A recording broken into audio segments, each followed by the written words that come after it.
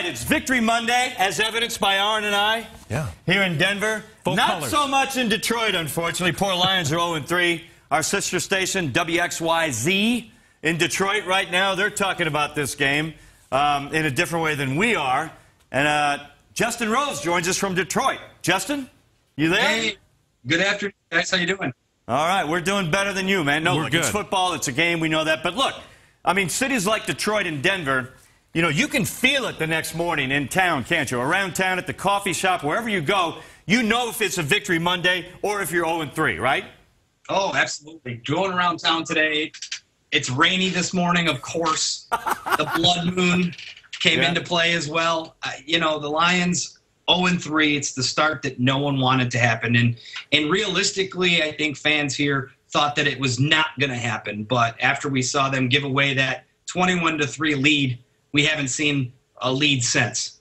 This team is it's just not what we all expected it to be. So it compounds the problems when you look at a loss like they had yesterday and try to figure out what's going on.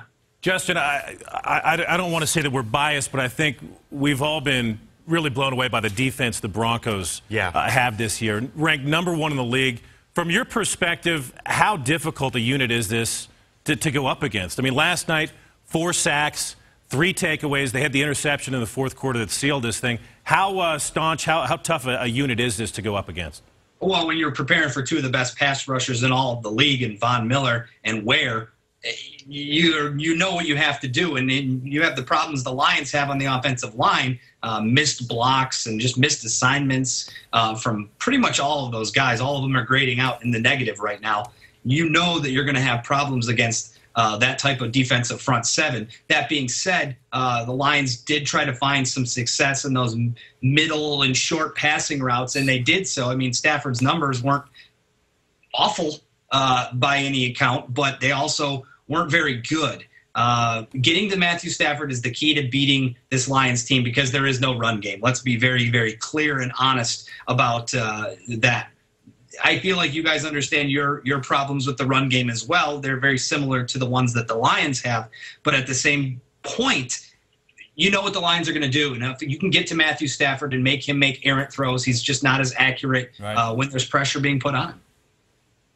Well, let me ask you this. From our perspective, Justin, we talked about on your show, like the Orange and Blue Review, about you know, tailoring the offense or defense to what your players do best. The Broncos last night kind of went back to that with Peyton. After 2 games, he's struggling in under center. They go 3 times under center. They run the pistol, the shotgun, and they have success against the Lions. Are you guys struggling with that with Matthew Stafford in that scheme in Detroit?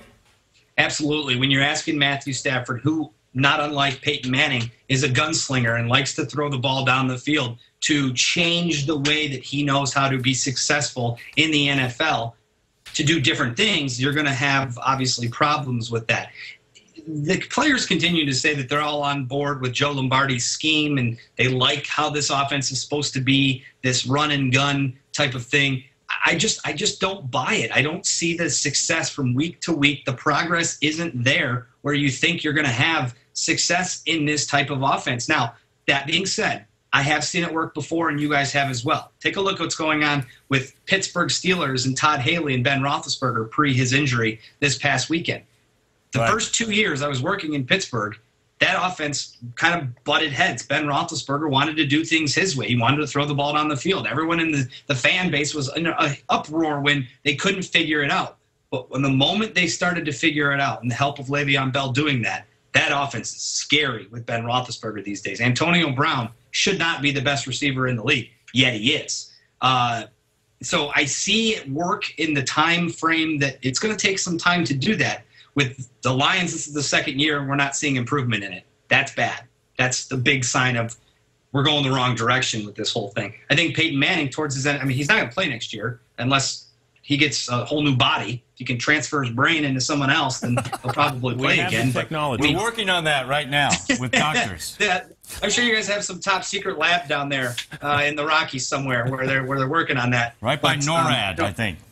His time left to change who he is as a quarterback and how he plays the game is over. And I think Gary Kubiak, the moment he realizes that let Peyton do this thing this year, the way he knows how to do it, the way that we know how we can win, then we can start doing things a little bit differently. But again, and that's where the coaching problems lie with the Lions, is use your personnel wisely. The fact that they didn't throw one ball to Calvin Johnson more than 25 yards down the field, can you explain that to me? Because I can't. We can't, but we are going to explain this to you, Justin. We're going to send you one of these jackets for you to wear so you'll feel better about your situation right now. I feel like, water resistant, too, for that rain out there. From like 1984. I think I was a couple years old when I saw Bert wearing that. Yeah, so, well, it's working for us. So, all right, man, thanks for joining us from Detroit today, buddy. Hey, thanks so much, guys. I'll try to make it happier for the folks around here. Good luck the rest of the way. Enjoy yourselves out there. All right. Thank you, Justin. That's the scene in Detroit.